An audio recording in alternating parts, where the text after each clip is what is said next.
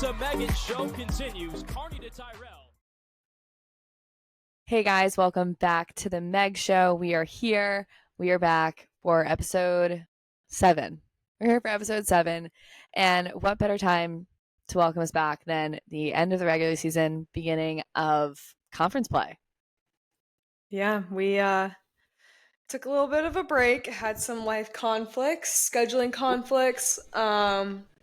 We're busy girls, this is a lot to juggle on our plate. No one seemed to be worried or miss us because no one reached out or was concerned other than like my mom, but yeah, guys, what if something was seriously wrong? No one checked in on us. No one checked in, but we obviously couldn't stay away. So here we are. We are back. And over this past, I guess we'll say month or so. A lot's gone on. A lot of upsets, a lot of people who continue to win. And I think the biggest one, or the last one that really sticks in my head, would be the UNC BC game. That game was such a fun watch. I hope you guys tuned into that one. BC was holding that number 1 spot all season long. And then they go down to UNC, which once again, it is not easy to play on that field. Yeah. I don't think it's easy to play there. UNC's got some home field mojo going down there. I have no idea.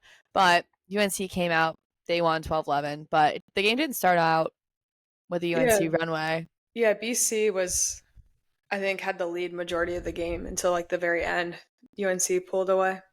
Yeah, they come out with that win. UNC takes that number 1 spot, and they have sat comfortably there up until now as they take the ACC regular season title. And I know they're not playing at their home field come this week, but they'll be in the same state. Yeah, it's just probably a bus ride away. Hop, skip, and a jump?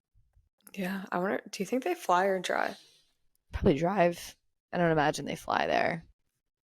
Let's see how far that is. There's no way. There's no way. No way that they that they fly. Yeah.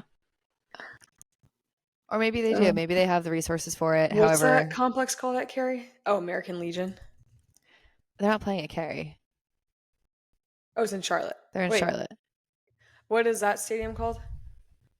We've played there. No, that's American Legion. In Charlotte? Yeah. Okay. Wait, that's where they're playing. Yeah. Right? Let's see. I don't know what the stadium's called. Oh, they're not flying. That's a 2-hour bus ride. And that is your geography lesson for today, guys. Not only do you get to hear about lacrosse, but you also get to learn about geography as well. How exciting. To learn about the great state of North Carolina. Yeah, it's not far at all. So that kicks us off into kind of our conversation for this week. I know a lot went on this past month, but honestly, now we're at the end of the season and everything that happened has led us here to this point. So as far as I'm concerned, a new season has begun. Yeah, 0-0. 0-0, but have to reflect on just a few important notes that have come out of the last few weeks here. Yeah. Outside of UNC beating BC, we have a few others. Yeah, absolutely. We have a little bit of some shocking losses here. I think the biggest one for me was Notre Dame losing to Pitt. That has to be. I don't know what's worse, Syracuse losing to Virginia Tech or Notre Dame losing to Pitt. Those are two huge upsets in the ACC, which you got to give props to Pitt and Virginia Tech coming out playing hard against these two teams that have notoriously been leaders in the ACC, but kind of having a bit of an off season there for them within conference, outside of conference. But yeah, Notre Dame losing to Pitt, that one was a crazy one. And then Cuse losing to Yale and Virginia Tech, but huge for Virginia Tech. Shout out them. That's a good win. Yeah. Our fellow friend, Evan Johnson, she had Emma Ward locked down. Huge game there for her. Another in conference win. Yale beat Penn in quadruple overtime. Yale, Penn, and Hopkins are in overtime way too often. they love getting down to those last few minutes there. I think Hopkins is undefeated in overtime. I think they had 5 overtime wins. I wouldn't be surprised. I would not be surprised there. I would never, ever want to face Hopkins in overtime this season. Tim McCormick is very good at in-game adjustments if you watch Hopkins. But our girl Ashley Mackin, Hopkins' backbone and their star, is injured, which it's not the reason they lost Michigan 2-13, but I'm sure that plays a huge factor and also why they went to overtime against Penn State. Yeah, that's another in-conference. This one would be an upset here, but 13-2, Michigan wins, Hopkins loses. For this season, very out of character. That seems very almost a bit of a breakdown you see kind of towards the end of the season there. And obviously with Ashley Mackin being out, she's a huge part of their offense. So filling in that role, maneuvering around it, obviously you have to make some adjustments there. But it's not the end of the world. They get to move on. They get to play in postseason. Right? Yeah, well, sorry, different topic. I was looking at Yale beating Penn in 4 overtime. 4 overtime is unreal. That's a What is long that? game. Quadruple Yeah, Meg. quadruple overtime. Oh my God. Like, you really couldn't score? It took you 4 overtimes? They should have just gone to, like, shootouts. Is that the next step for women's lacrosse? Yeah, go to Shootouts? Yeah, shootouts. 8-meter one-on-one with the goalie. 8-meter shoot. Yeah, let's put that into the rule changes coming up. That would be wild. Quadruple overtime is also a very long game. That's a lot of endurance. That's a lot of hustle, a lot of heart, honestly, to keep running through that, especially for those poor midfielders. Can't even imagine. Literally played attack basically forever. Another one is Syracuse losing. Sorry to crap on Syracuse, but Syracuse lost to BC 17-2, which is insane. Crazy town. Apparently Shea Dolce played out of her mind, which doesn't surprise me. Pretty sure she had like 18 saves. No, she absolutely did, and gotta give her some props though. So that game was played outside at a local high school, CBA. Shout out CBA. They're playing outside. They were playing when the sun was setting. Shea Dolce had sun in her eyes. Like, I don't know if you guys if you watched it or if you saw any clips from that game. That sun was literally blinding, I would think. If I was standing in that cage, I would see nothing. So shout out to her for keeping that vision, keeping that calm, cool, collected, and putting up double-digit saves there. That's a huge day for her. But yeah, 17-2 loss. Not where you want to be as you end the regular season. But fortunately, you might get another chance to see him. They got some good film to watch. That's for sure. That they do. So those were kind of our end of season highlights. And our most recent one here, I almost forgot. Maryland women's lacrosse team program. They've hit 800 wins, making them the winningest team in women's lacrosse history. 'Tis true. That is what they said. That's a lot of wins. Congratulations to the program, team, alum, coaches, all the staff. I think the Big Ten tournament is at Maryland. Do they play that on their field hockey turf, or do they go to the football stadium for that? I'm going to say Astro. They should play it in their football stadium, though. I don't know if you guys ever watched any of the film from the Maryland football stadium, but I think that the Maryland football stadium is a really fun place to play. We've only played in it once, and we lost in double overtime. Yeah, double overtime. Double overtime, our freshman year. That was fun. It's a really cool environment, I would say. So that'd be fun for them to play there, but I'm almost positive they're playing on their AstroTurf. Yeah, they are playing in their field hockey. At their field hockey and lacrosse complex, which is the field hockey AstroTurf, which sucks. Yeah, the AstroTurf for those who might be unfamiliar, it's not like regular turf where you have the turf pellets. It's a little bit softer. AstroTurf, it's really meant for field hockey, so the ball moves so fast on it. It's a hard surface, and if you hit the ground, you will get turf burn in the worst way. Like, it takes weeks to heal, and it stings horribly. Yeah, it's definitely not ideal. Going back to Maryland's football stadium, I did definitely like it more than the field hockey field. It's cool, but I don't know if I would love it. Like BC's football stadium's cool because they fill it, but when we played Maryland, it was empty. Yes, It was also our spring break, so maybe it was theirs too, but like, and it was cold and rainy and wet and yeah, it gross. was freezing. But I remember it just being a massive stadium empty. Yeah, it was cool though. Yeah, it's cool. Definitely like that more than the field hockey. That would be field. like playing in like Louisville Stadium, I think, like their football stadium on a different Yeah. scale. Yeah, for sure. Yeah, I can't wait to see if any like coaching changes after the season, like this cycle, Like, and who's like going to move where? or lose their job or like be done coaching. And like when the portal opens up, that'll be so fun to see who jumps in. I can't wait to hear about that. I have portal access. I wonder now. if it's going to be, do you think it's still going to be a big thing now that like COVID's like, I know COVID's over, but do you think it's still going to be that active? Yeah, there's already girls in it, especially like grad transfers.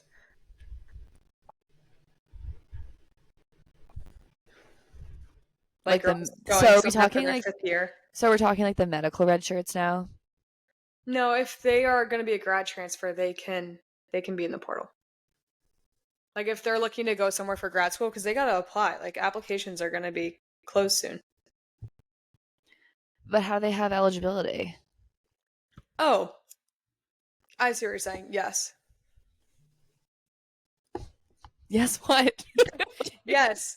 Yes, it would be medical or Ivy. Okay. Okay. How do Ivies have more than 4 years to play? I don't. Oh, are you saying if they redshirt? If they, Yeah. you're saying if they redshirt and Yeah, then like- because they can't stay. Okay. A player can redshirt, just redshirt, not be hurt. Redshirt. Yes, but okay, my brain caught up. You can only be at an Ivy League school for 4 years, guys. Yeah. That's why.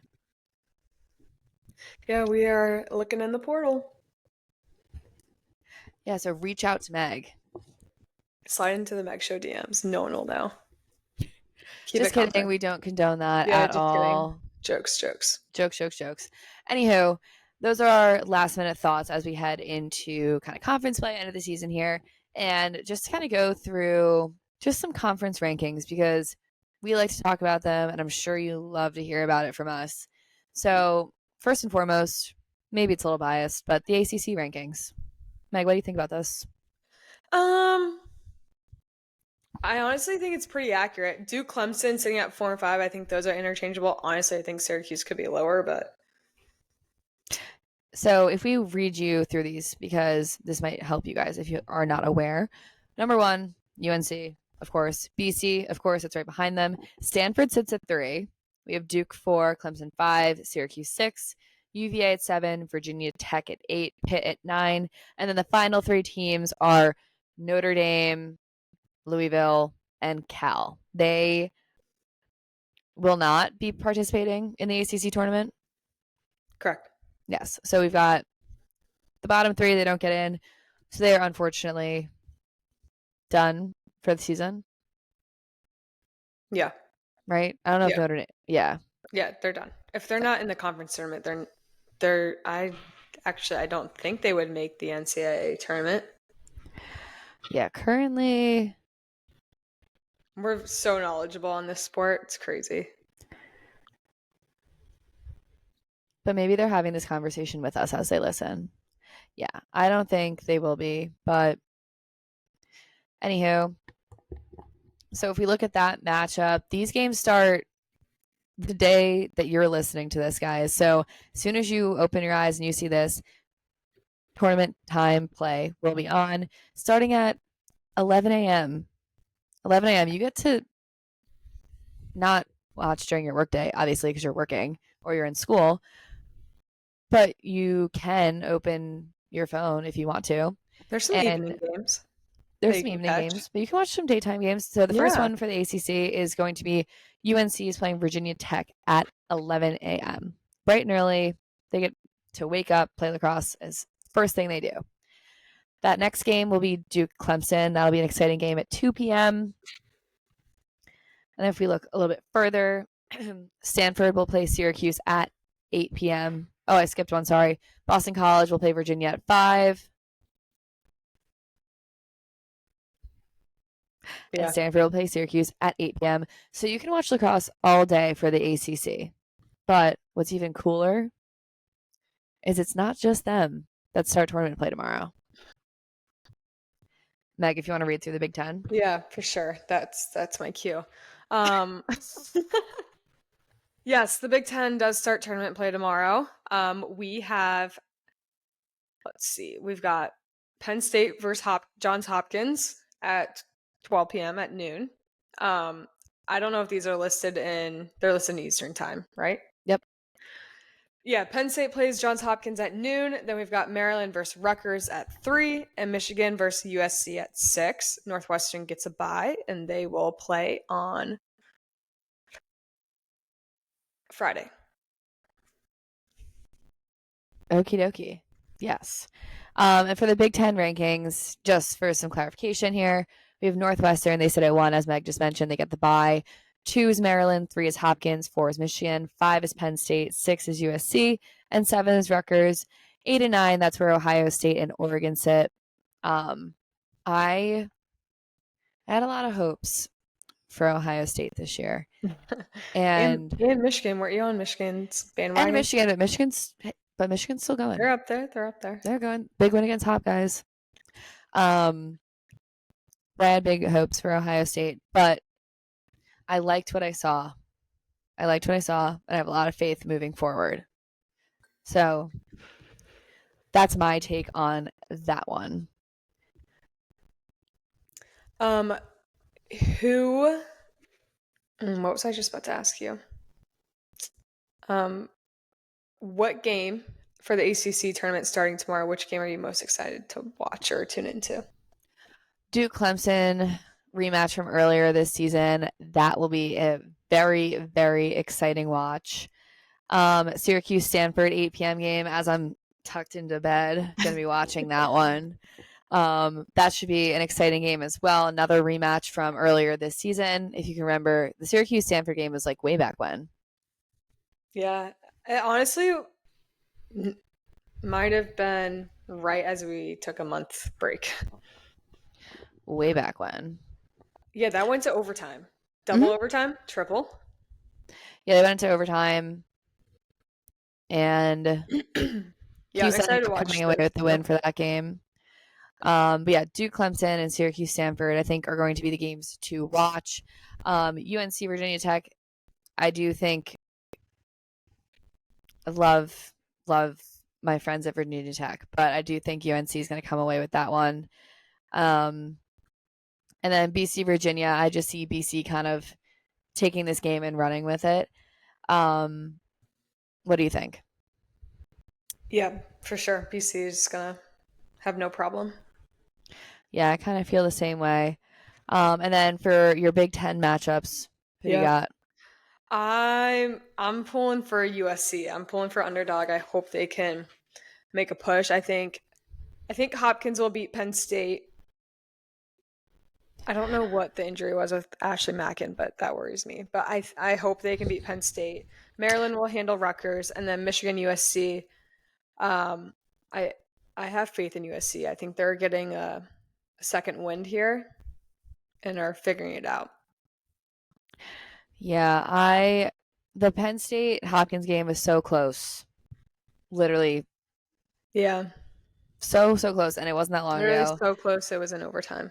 So close it was in overtime. I don't really know which way this could swing. I could see Penn State coming out and winning, but I'm gonna go with Hopkins for that game. I think Maryland will beat Rutgers, and I'm gonna go Michigan. Gonna go Michigan for Michigan and USC. You know what's crazy? What? Wait, were you done with your thought? Yeah, that was it. Like being on trimesters, and like being still in school, not even in finals right now, but like in school where usually we have ACCs and then we're pretty much done with school and we just like get to hang out and live life and be a lacrosse player. Like they're in school through NCAAs into Yeah. June. I could not imagine doing that, but a lot of schools do that. And so for anyone confused about what Meg's talking about is a lot of colleges will do a formatting where you have 4 semesters and that completes your school year. So you have one in the fall. Sorry, is it 2 semesters in a year? Yeah, there's 2 There's semesters. 2. Wait, trimesters is 3. Yeah. Guys, it's been a while since we've been in college. So you have a fall semester and a spring semester, and then you're done. Where some colleges do a trimester. So that means you have 3 semesters. Tri means 3. Tri means 3, so you have 3 semesters. And with the way that timing kind of works out is when you do a fall and a spring semester, you wrap up, you're done, you graduate if that's your year by the latest May 15th, we'll say, that kind of area time. Where if you do trimesters, you are in school up until June, the first week of June. No, like mid-June. Yeah. So you're in school all the way through tournament time, where for us, we were done with school and we could still play. So we literally would just wake up, play lacrosse, go home, hang out, and live the same day over and over again. So Where sick. it was fun. And you Where get per diem for that. yeah. And trimesters, you kind of don't really get it. They have they don't have a longer summer. Their summer is just a different time period. Like they don't go to school until like mid-September, where we start August. Yeah. So it's just a little bit of a time shift, which if you were looking at schools, maybe that's something you think about. But there's no real effect. It's just kind of when you're in playoffs, you might be taking exams. That's really it. Northwestern's trimesters, I'm pretty sure. Yeah, they are URI's trimesters. Stanford. Yeah, there's a bunch of schools, so definitely something to think about. Good point, Meg. And then the Ivy Leagues, they don't start their tournament play until next weekend, so they've got a few more regular season conference games coming up, and then they'll get started. Yes. So when's selection show? Selection show Sunday. Sunday, May 4th. Oh my god, my birthday? What a special day for you. That's when my car got stolen in college. Okay. Car got stolen. She left. It did get stolen, but she left her car keys in her car. Yeah. Oh, it's on Monday. I thought it was on a Sunday. It usually is. Selection show Sunday. Yeah. Oh, wait. Selection show, May 4th. What just said May 5th? Yeah, May 4th. My birthday. How exciting. I think kind of a last minute matchup that I want to talk about is Army Colgate. That's also tomorrow night at 5 p.m. I think that could be a good game. I think Army will win, but I think it'll be a good game. Wait, Meg, how has broadcasting been? Oh, it's so much fun. Yeah. Thanks for asking. Yeah, guys, I don't know if you've listened and or watched, but I've done some broadcasting for Stony Brook. Which games have you done? I did their Monmouth game, and then I just did their Drexel game, which ended up being a pretty good game. Actually, Drexel made a really, really nice second half run where if they could pull that together in their first half, that game becomes like a 1-goal game. You really gotta study up for that, for broadcasting. Yeah, you gotta know your stuff. Gotta know your peeps, who's out there, who's not. But it's fun. It's definitely really cool. It's a different kind of take on it. But it's fun. And seeing other people do it too. Like there's a bunch of like Izzy Skane's doing it, Abby Bosco's doing it for the Big Ten. Jay Brown does it for some Stanford games. Jay Brown over in Stanford does it. Obviously Charlotte North's doing it for ESPN, ACC. But it's cool to kind of see former players stepping into it. I wonder if UF or USF need any games, but I don't know if I could do that being a college coach. I was going to say, as a coach, I don't know if you'd be able to be able to do that. But it's cool. You guys should listen in. These people know what they're talking about. I'm not just talking about myself. But that kind of It's a wrap. is what we're looking for. This episode's short and sweet. Just wanted to get back into this as we head into postseason.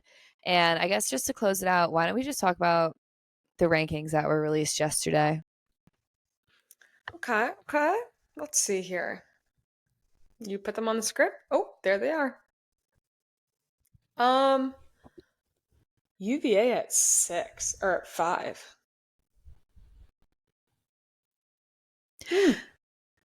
These are interesting. To give you some insight as to what Meg's looking at, we have what the U.S. Lacrosse Magazine has voted as their top 20. And I kind of like this, but I'm also not surprised. So what we have right now, we have UNC at 1, BC at 2, Northwestern at 3. Those 3 were not moving at all this season. They were there for the entire time. In whatever form they were in, they were in. At 4, we have Florida. I like Florida at 4. I think they've been a little bit less spoken about this season, but I think they've been performing really, really strong. They have a really dynamic kind of offense that's growing. They're a little bit younger in that sense, but they have a really, really dynamic offense, especially in that freshman. Franny Hahn, I've spoken about her. She's had some fantastic games. At 5, we've got Virginia, which I would agree with Megan on that placement. I'm not sure. If anything, I think when I say this, Maryland's at 6, Princeton's at 7, Yale's at 8, 9 is Michigan, 10 is Hopkins. I would almost bump Maryland to 5, bump Princeton to 6, and put UVA at 7. Yeah. And then I like Yale, Michigan, and Hopkins. Yeah, I don't know. We'll see how conference play goes. That's a good point. And then we look down, we've got Penn at 11, Stanford 12, Syracuse 13, JMU's 14, Duke's 15. I feel like we didn't really talk about JMU this season. Yeah, I know. It's fun to see Army, Brown, and Denver on there at 18, 19, 20. I know. And then we have Loyola at 16 and Clemson at 17. I love seeing Army in the top 20. Love Michelle Tumalo. Love what she's doing in Army. Bridget is insane. Fantastic. She's so only good. Like a junior, I'm pretty sure. Yeah, she's a dual sport athlete for those who are curious. She also plays soccer at Army, which I don't know how she sleeps just because she has no time. I don't understand how she has the time to sleep. That is crazy. But fantastic. If you can do it, do it.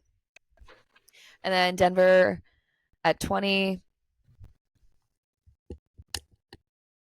We'll see. I don't know who I would put at 20, to be honest with you. Yeah. I'm very excited and interested and curious on how tomorrow goes. I know, so exciting to watch all that stuff. And we'll be tuning in too, so we can talk to you again next week about. Don't worry, we'll be back. About all of this, all these games. Who do you think's gonna win the ACC championship? UNC. Yeah, I think so too. I think so. I think UNC is going to get that one. I think Northwestern's going to hold the Big Ten. And then I guess we'll see with Ivy. But the Ivies, I feel like kind of toss up. I feel like a little bit of a toss up between, I guess, Princeton, Penn, and Yale. Yeah. That could go anyway. So we'll see when that time comes. But that's a wrap for this week's episode of The Meg Show. Thanks for your patience, guys. I know we've been away a little while, but we're back for the rest of the season. So you won't be missing us anymore. See you guys next week.